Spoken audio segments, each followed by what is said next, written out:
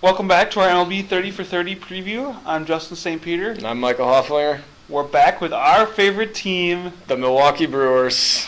Been waiting for a while, and we finally got to them. This one's going to be fun. Yes, it will. We even have our favorite players on screen. Yep, I've got Carlos Gomez, the center fielder. And I've got Gene Segura, the starting shortstop. Yep, both All-Stars last season, so deservedly so, and we definitely gained respect for them last year. Both had breakout years. Definitely. Hopefully they can continue. Mm-hmm. The two biggest Brewer notes from this offseason were either Ryan Braun or Matt Garza. We think Matt Garza is just a little bit bigger than Ryan Braun's. Yes, Matt Garza was a huge contract signing. Out of nowhere, no one really thought they had any chance at him, and then you hear on ESPN or something that he signed with the Brewers, and big contract situation there, and he signed the biggest contract the Brewers have ever given out to a free agent pitcher, and hopefully he lives up to that. And he had a little rough spring training, but it's spring training. Yes, hopefully he'll have a good year. He had some problems with staying healthy with the Cubs the last couple years, but he is definitely a top-of-the-line pitcher. Great signing for them. Yeah, they need him. They got great 1, 2, 3 in the rotation right there with Gallardo, Kyle Loesch, and Matt Garza. So definitely going to have these guys relied upon, and they got a great rotation for a series right there. Yeah, they do. Gallardo is going to be the ace this year. He's been the ace for the last 5 years, and he had a down year last year. He really struggled at times. He had some good starts, then he had some really struggled points. But this year he's looked on to be the ace again, and he just needs to throw that curveball consistently. Yes, and he showed that yesterday against the Atlanta Braves. He threw a shutout, and the team's effort there yesterday, but he was dealing yesterday. He looked like the old self again. He had life on that fastball again. I think he'll have a good year. Same here. And plus, you know that you're getting one of the best hitting pitchers in the game with Gallardo as well. Yeah, he'll probably hit a couple home runs this year as well. Definitely have some RBIs. Yep. And then right behind him, in my opinion, even though he didn't have the biggest salary, he was the biggest Brewer signing ever in Kyle Loesch right behind him. He had a great year last year, and we even got to see his first game live. Mm-hmm. Yeah, that was fun last season. But, yeah, Kyle Loesch is another innings eater and works fast and very consistent strike thrower. He doesn't walk many, so good number 2, very dominant pitcher when he's on. Yeah, he even could be an ace for some lower teams. Yes, and some people consider him the ace of the Brewers. It's good to have 2 guys that could be considered aces. Yep. And then right behind the top 3, you have a quality number 5 starter who's moved to number 4 this year. Used to be the swingman, and he had a great year in Marco Estrada. Yeah, Marco Estrada, phenomenal spring training, and is throwing really well. As long as he's had some hamstring issues the last couple of years. As long as he can stay healthy, that really helps the Brewers out. Yep. And then Willie Peralta, who had a really shaky start to the year and then kind of really broke out in the second half last year. Yes, I think he's going to have a breakout year this year. He's been phenomenal as well in spring and showing some power too. He had 2 home runs in the spring training, which is not very common by a pitcher. No, it's not. And the Brewers also have a lot of young players that could make it to the majors, but this starting 5, it'll be, unless they get hurt, there's not going to be any positions up for grabs throughout the year. Yeah, not really. Tyler Thornburg's looking to get in, but I think he's just going to have to be a spot starter every now and then if a guy can't make a start, but nothing too serious hopefully happens. And with Willie Peralta, I think he's just got to avoid the big inning. That was his problem last year, is once the defense made an error for him, he just kind of let the wheels fall off. You got to learn to just let the error go and pitch through it. And as long as he can avoid that big inning, that was what cost him most of his games. He's phenomenal for most of the innings, and then he just has one bad inning that blows it for him. Yeah, and if he can avoid that, well, the same with Estrada. If those 2 can avoid that, they're going to have a great year as a 4 and 5. Yeah, I think pitching is going to be how the team will go as far as this pitching staff takes them. I mean, that's the case for a lot of teams, but this is definitely the best pitching rotation we've seen in a while, maybe competing with that 2011 team that went to the playoffs and almost to a World Series. I definitely agree with that. In their bullpen, they had Jim Henderson as the closer, but yet K-Rod got the save yesterday. Yeah, that was the first big decision of the year already by Ron Renneke, and he chose to put K-Rod out there, which luckily K-Rod did not make it interesting. Usually he loves to give teams a chance to win it, and he didn't really do that yesterday. But yeah, it's interesting to see who they're going to go with because everyone was predicting him to come in, and then K-Rod comes in and still got the save, wins a win, but I think they have to have a defined closer at some point. But it's good to have two. Yes, they have two with experience. Last year they even had three before they traded Axford. I mean, they're both good. It's just depending on who's hot at the right time. If Ron Ruddy can push the right buttons, if he can use one as a setup man. I don't know. I like both of them. K-Rod's got a lot of movement, and he's up there in the save ranks all time. But Henderson's another young guy, so. Yeah. And speaking of setup men, Will Smith and Brandon Kinsler looked phenomenal too. They were 12 pitches through the inning. That's really good, and I like those two guys as setup man. I think it's going to be a team where if the Brewers have the lead in the 7th or 8th inning, you want those guys to lock it down and make it really tough. And I think that can be the case for them this year. They're going to have a pretty good record when they're winning after 6 innings. Yeah, Kinsler, coming into the year last year, he was just struggling to make a spot in the roster. Then he slowly got bigger and bigger innings, and now he's the setup guy all the time. He's such an improvement from over last year, and is really quality pitcher. Mm-hmm. And then Will Smith is the guy they got from Norichika Aoki. Not the actor. Yes, not the actor. Yes, he came from Kansas City in the Aoki deal, which I like that idea. I mean, he's a good bullpen guy here. I mean, we're all going to miss Norichika Aoki, but Will Smith is definitely a guy that can be relied upon. I know Joe Birkeland really misses Norichika. Yes, he does. Yeah, which the problem with Norichika leaving is the leadoff hitter now. The Brewers really don't have a defined leadoff hitter. They chose to go with Gomez, who possesses all the skills of a leadoff hitter except his extreme riskiness on the base running, and sometimes he's not patient, but when he gets on base, he's a nightmare for pitchers. Yes, I went to a game where he walked, stole second, stole third, and came home on a wild pitch to win it in the bottom of the 9th. That's the stuff that he does on a regular basis. Maybe not steal third, but the steal second, get home on a wild pitch, he does that all the time. Yes, you love it when he does that, but then he does those plays where he tries to outrun a cannon thrower, left fielder with a cannon, and it doesn't work out for him like we saw yesterday. But he does do stuff that really you love to see him do it. He had a breakout year. He's 9th in the MVP voting last year, which not many people had him even considered for that. So I love him as a player. He's my favorite player. He's just as a leadoff hitter now, he's got to realize there's big bats behind you that are going to score you if you get on. Mm-hmm. And at the same time, he's got a lot of pop, too. Yeah, he's learned how to hit the home run, and he definitely when he gets a hold of one, it can fly. And then he's one of the best defensive center fielders in the game. Gold Glover last year. Yeah, I mean, probably the best center fielder. You can see in my picture, he ran up the hill in Houston and made a catch. He robbed many last year. He's web gem extraordinaire.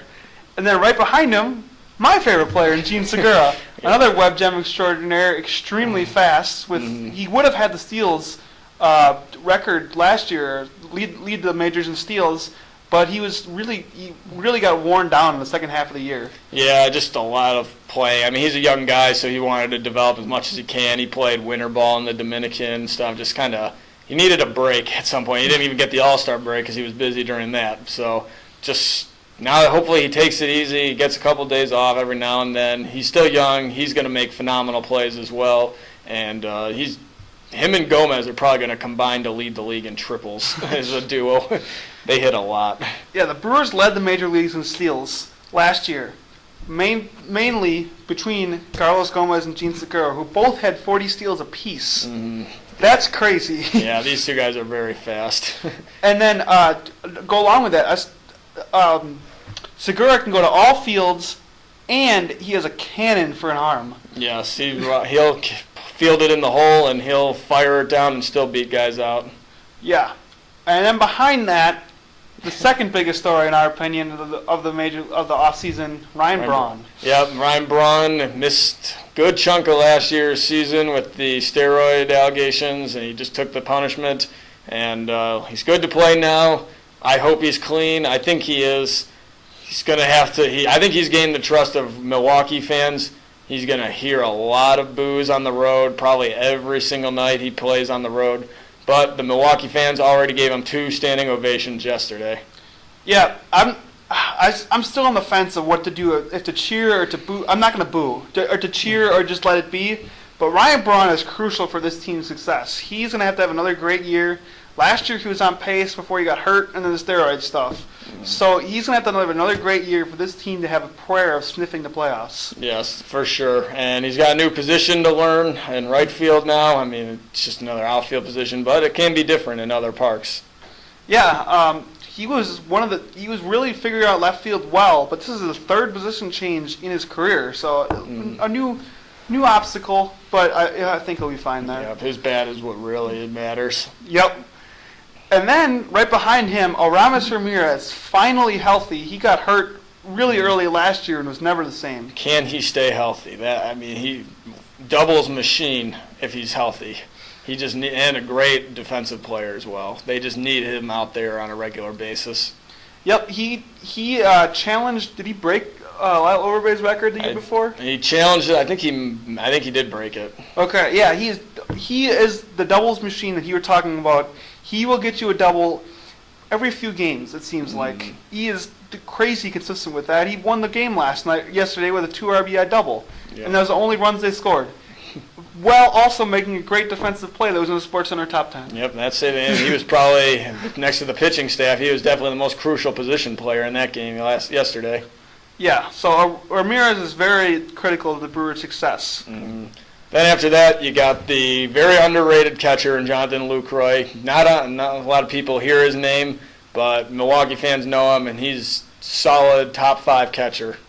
Definitely.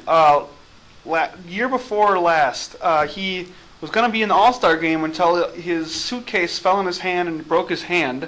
Yeah, freak injury. Yep. This year, I think he'll bring it back, get to the All-Star game. Besides Yadier and Buster Posey, he's probably the 3rd best NL catcher.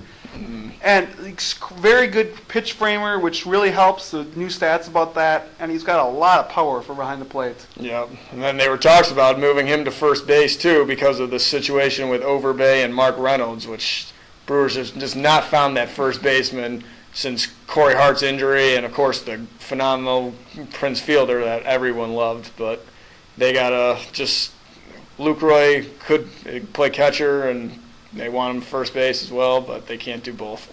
Yeah, because they thought about that, because Martin Maldonado, in brief glimpses last year, played pretty well. Yeah, definitely. I like Maldonado as a player. He's a really good defensive catcher. He throws out a lot of runners, too, and he blocks almost everything. Not many wild pitches when he's behind the plate.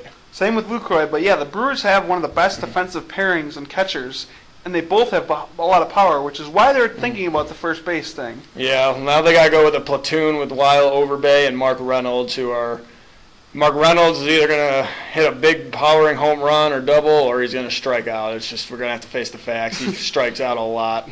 Yeah, he led the major leagues in strikeouts a few times throughout his career, but he's also been in 40 home run territory in his career, so you never really know what's going on with him. Yeah, so Lyle Overbay came back to the Brewers. We know he's just going to be a solid average, and he's going to hit some doubles, hit some singles, going to hit a few hit for power, hit for average, everything.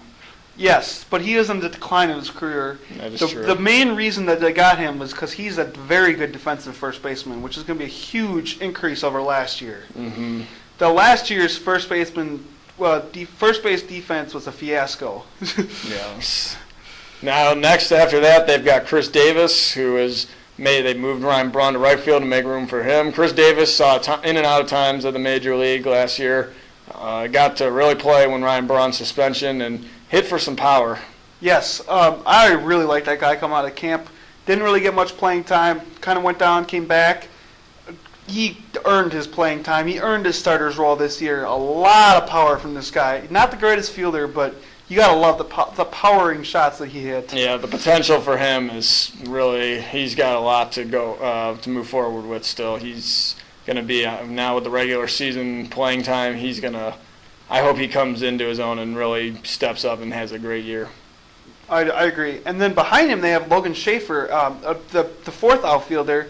Solid, fast guy with great defensively, and what a great spring. Mm-hmm. Yeah, Logan Schaefer definitely he wanted that fourth outfield spot, and he definitely got it. I mean, no questions asked. He was going to make the major league team. Yep.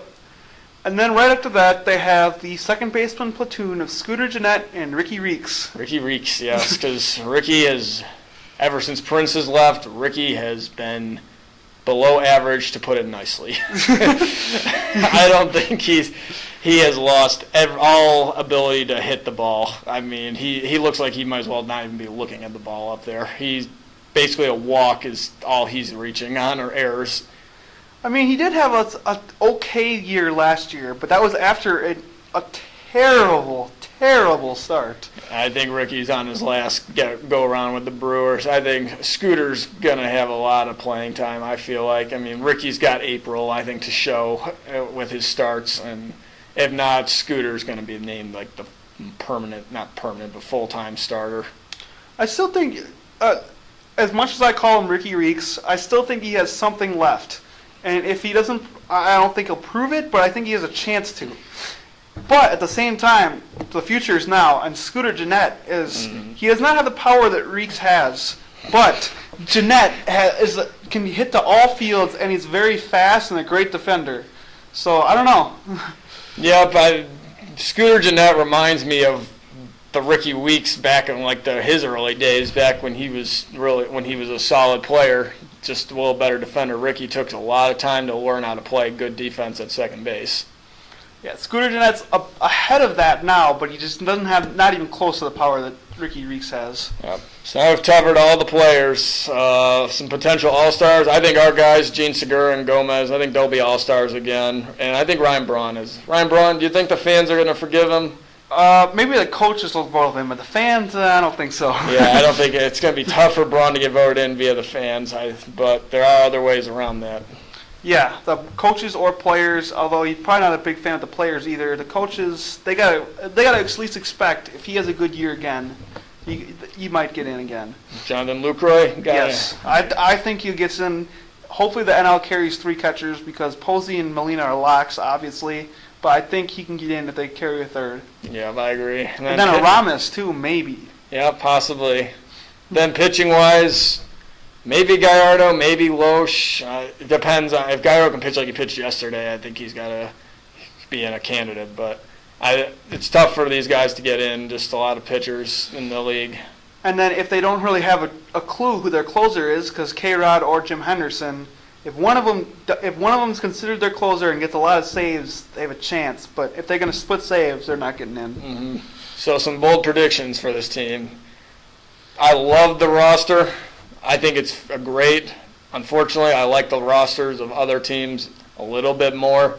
I think this team puts pressure on the Reds. It's too many good teams. I think the Brewers are going to miss the wild card, and they're not going to make the playoffs. It's really unfortunate. They're going to have most of these guys back next year, it appears. Hopefully they can put it together within the next 3 years. I think they got a playoff run coming soon. This may not be the year. See, I was on the fence to this for a while, but I really think that they can get the 3rd spot in the NL Central behind the Cardinals, who are obviously going to win it again, and the Reds, who are probably going to beat them just by a little bit. I think the Pirates are going to go back a little. I think the 3 spots, the 2 wild cards come from the NL Central again, and I think the Brewers get in that way. It'll be tough sledding, and it'll be hard for them, but I still think they can do it. It all depends on how they play against their own division opponents. You got to beat the Cubs. You got to win a good amount against the Pirates like you used to do. Brewers used to crush the Pirates every time out. You got to win a couple in St. Louis. That's going to be very tough. You got to win some in Cincinnati. That's going to be tough. But you got to beat the divisional teams. Yep, and I think they can do it. I hope they can. Might be just the Brewers, the homer and me talking, but I think the Brewers make the playoffs this year. Good home record is going to be a key too. Yep. Well. When they made the playoffs in 2011, they had a great home record. Let's do it. Go Brewers. I'm with you. Brewer Crew all the way. All right. Thanks guys for watching, and next time we will have Texas Rangers. All right. Thanks.